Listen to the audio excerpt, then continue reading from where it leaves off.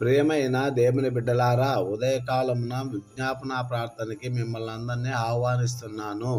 రండి, ప్రయాసపడి భారం మోసుకున్న సమస్త జనులారా, నా యొద్దకు రండి, విశ్రాంతిని పొందండి అని చెప్పిన మన ప్రభువైన యేసు సన్నిధిలో మోకరిల్లుదాము. మా ప్రభువా, ప్రియ పరలోకపు తండ్రి, అబ్రహాము విజ్ఞాపన ప్రార్థన ఆలకించి లోతును ఆపదల నుంచి కాపాడిన దేవా, ఈరోజు మా విజ్ఞాపన ప్రార్థన కూడా ఆలకించమని వేడుకొని ప్రార్థిస్తున్నాము. ఈరోజు ముఖ్యంగా యవన బిడ్డలందరినీ జ్ఞాపకము చేసుకొని యవనేచల నుండి దూరపరచండి. ఈనాడు ఎంతోమంది యువకులు శరీర సంబంధమైన ఈ లోక ప్రేమ అనే ఆకర్షణకు లొంగిపోయి మీ మార్గం నుండి తొలగిపోయి వారి భవిష్యత్తును నాశనం చేసుకుంటున్నారు.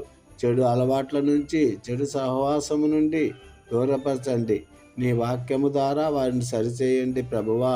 వారి భవిష్యత్తును వారు గుర్తెరిగి మంచిగా చదువుకొని ఉద్యోగం చేస్తూ తల్లిదండ్రులకు, దేశానికి, సమాజానికి మీకు మంచి పేరు తెస్తూ మీ సంఘములో, మీ సేవలో కొనసాగే భాగ్యమును ఇవ్వమని ప్రార్థిస్తున్నాము తండ్రి.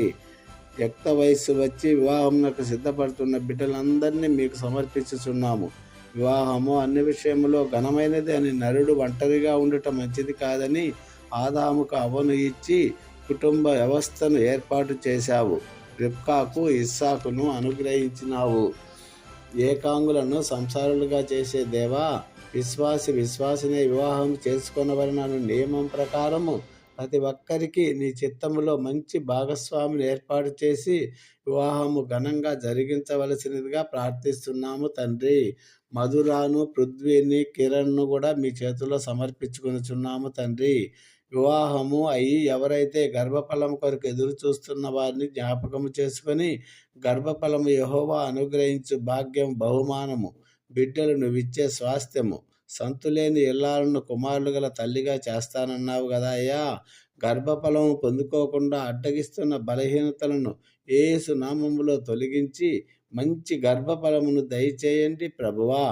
గర్భఫలం పొందుకొని గర్భంలో పెరుగుతున్న శిశువుకు తల్లి నుంచి అన్ని పోషకాలు లభించి మంచి ఆరోగ్యముతో ఎదిగి నీ రూపంలో జన్మించుటకు కృపనివ్వండి ప్రభువా.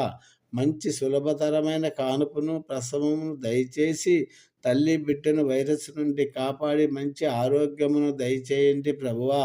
చదువుకొని ఉద్యోగముల కొరకు ప్రయత్నిస్తున్న బిడ్డలను జ్ఞాపకము చేసుకొని కుటుంబ పోషణ కొరకు ప్రతి ఒక్కరికి ఉద్యోగం ప్రాధాన్యము కనుక వారి ప్రయత్నములను సఫలీకృతము చేసి మంచి ఉద్యోగమును నీ చిత్తములో అనుగ్రహించి